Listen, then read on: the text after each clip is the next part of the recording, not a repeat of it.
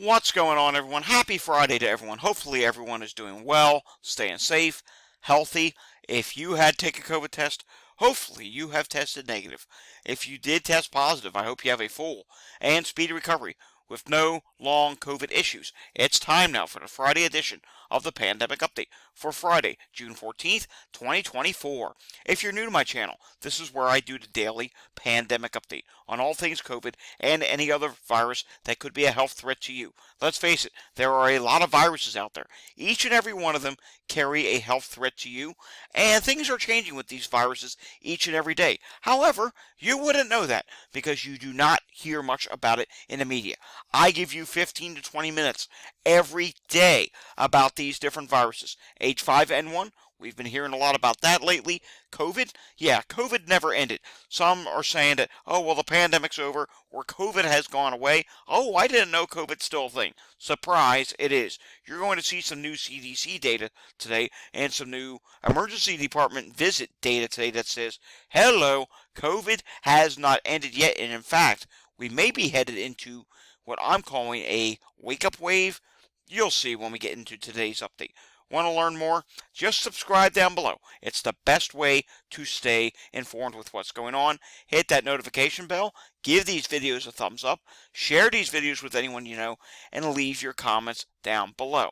Alright, we do have a few things to show you today in terms of news, and we do have a COVID model update for today, which actually is not terrible, but you'll see. We'll get to that in just a moment. Then we have some other data, and of course all of the CDC data, which some of the CDC data for some parts of the United States is really concerning at this time. Alright, first off, bird flu tests are hard to get. So how will we know when to sound the pandemic alarm? Well, if we skim through this article here, we can see here Dr. Deborah Birx. Who remembers Dr. Deborah Birx? You know, back in 2020 at the start of the pandemic, she was one of the people that were on the COVID response team at the time. Well, she says we're making the same mistakes today that we made with COVID. Dr. Deborah Birx, who served as former President Trump's coronavirus response coordinator. And it's very true. We don't have much in the way of testing right now to detect, hey, does someone have bird flu? Is it COVID? Is it something else? What is it? I mean, there's not much in the way of testing right now to detect whether or not a person has bird flu. And if it really does start to spread in humans at some point, which is something that's on many people's minds, including myself, we don't really have much in the way of ways to detect. There's not enough testing. There's hardly any testing out there to detect if someone has H5N1 or another form of bird flu. Alright, moving on to this now. A little bit of good news. I'd like to add some good news from time to time. Australia, COVID-19 cases update. This is from Mike Honey. Signs of a possible peak in reported cases in Australia at this time. Most notably, it looks like it's driven by falls in NSW and South Australia, while Victoria and Queensland looks like it is still at this time rising somewhat. But you can see on this chart here, looks like there may be a drop starting in Australia. We'll have to see. Hopefully some signs of encouragement. Alrighty, I posted this poll today. It did not get a lot of votes. Still has 13 hours left. Let's refresh it just to make sure it didn't get, no, it didn't get any more votes, but it does serve its purpose. Hey, 83 votes, small sample size. We roll with it. And I put, do you know of someone who left a job in the healthcare profession or retired from it because of the pandemic? Answers can include yourself. And 77.1% said yes, 22.9% said no. We didn't get any comments on this one. Stay tuned. I do have some bigger polls that I know is going to get a lot more responses in the coming days. So we'll have to see where that goes. But hey, 77.1% of this very small sample size. Remember, a lot of times when we're talking anything COVID, we deal with small sample sizes. Walgreens, for example. Walgreens is a small sample size of testing, but the majority here did say yes, and I personally do know someone who left the field because A, they were at the age of retirement, and B, they had enough because of the COVID pandemic. They actually said the COVID pandemic is why they were ready to retire. That was the tipping point. All right, moving on to this now. Mike Horger has now posted his weekly update from his model, the PMC COVID-19 forecast for June 14th, 2024. And let's just move right down to the chart here. And you can see here on the chart, it does show that things are continuing to rise a little bit, but it also shows that things are going to slow off a little bit, drop a little bit, and then level off once again. Let's read some of what he said, because the first part is really interesting. BioBot reports the highest increase in COVID transmission of 2024. This week, accompanied by a retroactive 5% increase in last week's real-time numbers. See the red wavelet in the first graph, and we looked at that. You can see the wavelet here. So basically what he's saying there is retroactive 5%. In other words, they corrected 5% higher last week. Kind of not surprised, because when we look at wastewater scan, which we do multiple times a week in these videos, we have seen that there has been, a gradual increase upward, at times faster. I mean, they've had to correct their data as well, so it's only natural. They have to correct this data in the wastewater, because sometimes it's inconsistent, but the overall trend at the moment is upward in the U.S., and he does state, let's read a little more. However, looking at the forecast for the next 4 weeks, second graph, this doesn't change the near-term picture that much based on present data. The cheetah forecast in yellow line predicts a bit higher of a crest because it assumes last week's correction to the real-time data will carry forward over the immediate term. The turtle forecast, the green line, assumes this week's uptick is a little higher than it should be and essentially adjusts downward for that. Again, he's talking about the national trend. If you live, say, in Hawaii, don't follow the national trend. Hawaii's not good right now. We'll show that to you. And I'll explain more what I mean about national trend in just a little bit. Let's move on here. I want to give you a reminder that over in the UK, they did see an upward. Let's take this back. Over in the UK, they did see an upward movement in cases this week. 225 cases higher. That's bringing it to 1,862 this week. And the number of people being admitted to the hospital, though it's showing down, that's because it hasn't updated in so long, and over the last week it's actually ever so slightly higher, but it is down compared to the previous update. Alright, moving on now to pollen levels. Pollen levels continue to be bad, but there's some good news today. There's some improvement, and that improvement comes in the Pacific Northwest. First off, 56% of the country is in a medium status, but you do see there is orange still in Oregon, but you don't see any red today. Glad we finally removed that. Some green in the Northeast, so not terrible. There is a cold front moving through that area. Taking a look at air quality levels for today, you're going to see a mixed bag of things, and some areas do have bad air quality, especially ahead of this cold front that's moving through. Yeah, look at the 95 corridor, all the way down through to the Carolinas, and then you could actually branch off to 85 and go out to Atlanta area, and you can see Atlanta is not doing too well with air quality. Texas, eastern portions of Texas and Oklahoma not doing too well, and we're seeing more reds today in California, so that's not good either. If you're in any of these areas, take it easy. Heat-related illness map, this is going to really start to fill in over the next couple weeks. There is a major heat wave coming for a large number of people. Millions of people in the United States are going to be feeling the heat over the next few weeks. Let's try and refresh this. It doesn't matter. You get the point. Heat-related illnesses, they're going to start going up. Voila, it finally came up. You can see here in the Northeast, it's starting to rise. Florida, it's starting to rise. Carolinas, Pennsylvania, California, New Mexico. It's starting to rise in a lot of places, and we're going to really see this fill in over the next several weeks. Want to learn more about that? Well, I do have another place where I talk about that. You can follow me, Climate Data Report, on X, and you can also follow me at Climate Data Report on YouTube. Today, we did post a YouTube short, as you can see here, just on the severe weather threat for today.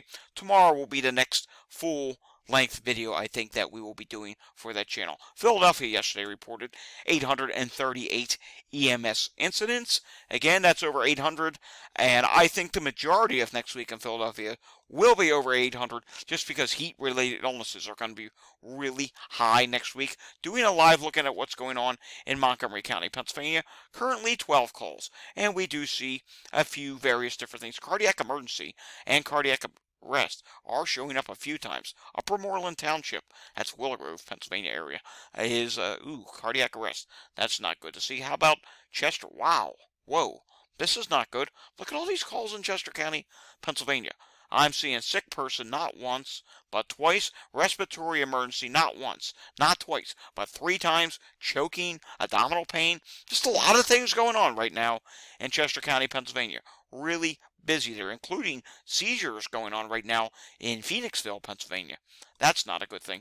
Walgreens this week. Remember earlier we mentioned about small sample sizes? Walgreens does small sample sizes, only 4,213 tests this week versus 3,512 tests. So, yeah, as you can see here, we need more people to be testing. The positivity rate is 27.1%, 22.9% last week, difference of up 4.2%. All right, drum roll please. We are now going to come into brand new CDC data. And here it comes. Take a look here. Wastewater. Starting off with that. And wastewater this week, there are some more red sites starting to appear. But you also see something you have not seen on this map for a very long time. Take a look at this. Let me zoom this in. It's a little difficult to do. If you go in the white area, it doesn't zoom in. It's really silly. These maps are absolutely terrible. But take a look here. New York City, the boroughs. Yes, it has come back on the map. We'll take a look at a couple of them in just a moment. New sites 50, 0 to 19% COVID detected. That's dark blue. That's really low levels. 413 sites. That number continues to drop. 20 to 39% COVID detected. That's light blue. That's down by 7%. Again, that continues to drop. That's still low. And then the really light blue, that's dropped as well. And what has rose? Well, the number of sites in orange, 91 of them. That's actually, it says down 1%, but there's actually 91 of them. Now, I seem to recall that number being lower last week. Taking a look at the red sites, 80 to 100% COVID detected. That's really high. There's now 27 of them. And when we take a look here, there is now a red site in New York City. Kings, it's 1.1 million population. Take a look at that. Yeah, it's rapidly going upward. We don't like to see rapid upward movement. Let's take a look here at New York. New York, yeah, you see upward. There's another one, New York, upward, that's orange, up. You get the idea here. Up, wait a second, going back. Richmond, this one's showing signs of leveling, but overall, New York City right now for COVID in wastewater is rising. And of course, we will have our full look at COVID in wastewater on Sunday. Also want to show you this map. Drum roll, please. Once again, I do need to refresh this. Whoa, okay. Was not expecting to see Montana come in with very high levels this early in the game. We can see high levels in Connecticut. We can also see very high levels in Florida. But again, it's like I'm saying, you cannot take the national average or the national level. Well, the national trend's doing so and so. Okay, but maybe it is rising right now in Montana.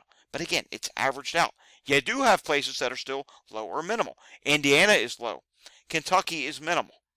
Colorado is low.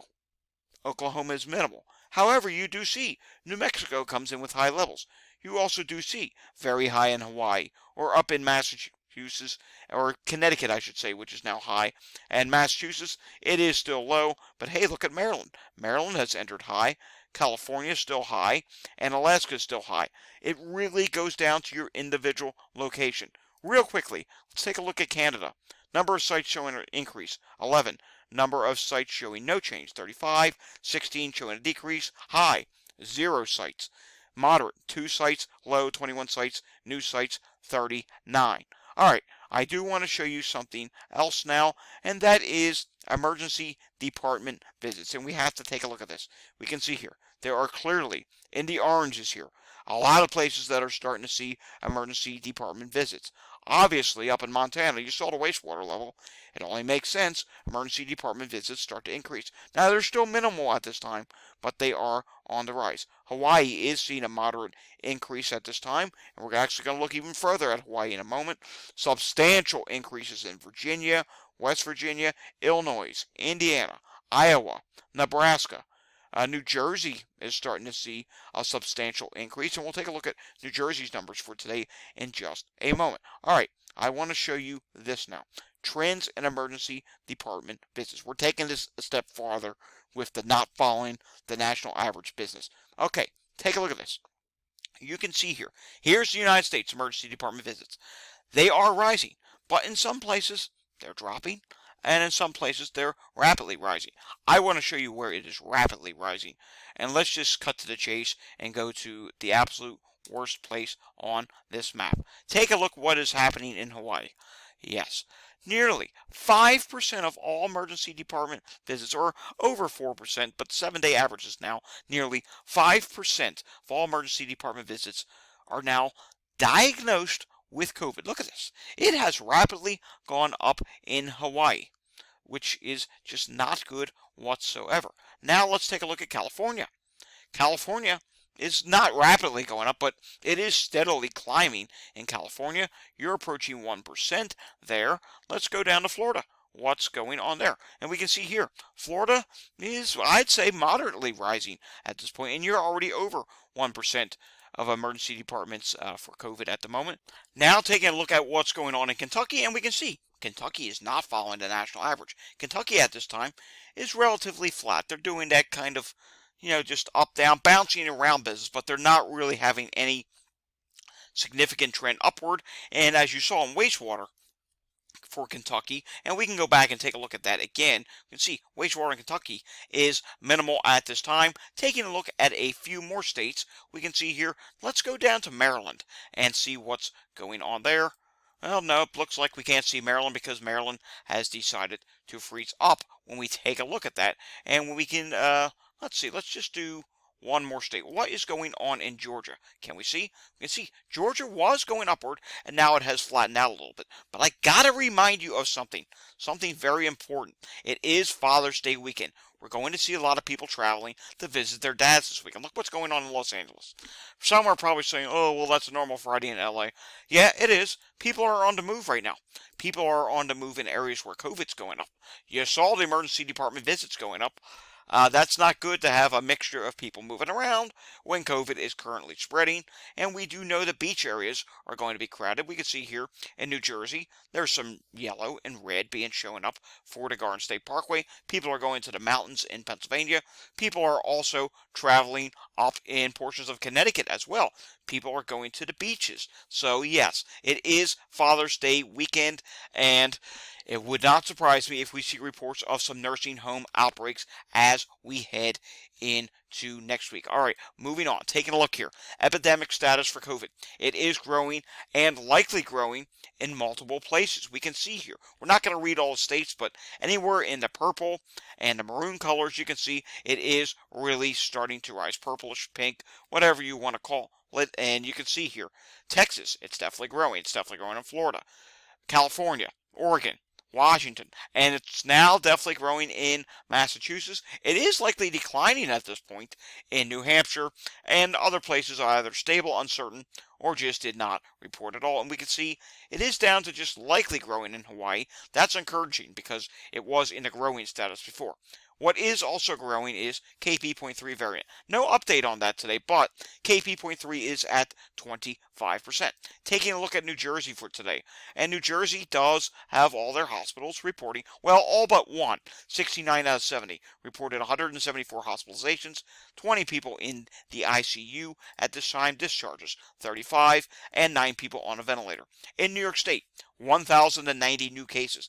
That's 2 days in a row with over 1,000 cases. Taking a look at what's going on in their hospitalizations, and their hospitalizations over time have been gradually going upward. 585 people in the hospital in New York State and 60 people in the ICU. That ICU number is down ever so slightly from yesterday's 61. So that is some good news, but it's not good to see hospitalizations continuing to rise, and a reason for that is mainly because of what is happening in New York City. Apologies for the background. We have Mother Nature doing its own thing. It's been very difficult to record today's video as we are dealing with some thunderstorms here right now. Taking a look at hospitalized patients in, this is New York State again.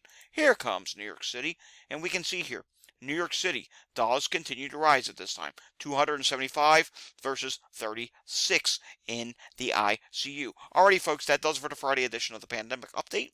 If you enjoyed this update, subscribe down below, give this a thumbs up, and of course, share these videos with anyone you know. Hit that notification bell and leave your comments down below. I will see you all again next time. Until I see you again next time, stay safe, everyone, and have a fantastic Friday evening. And please be safe this weekend. Thanks for watching.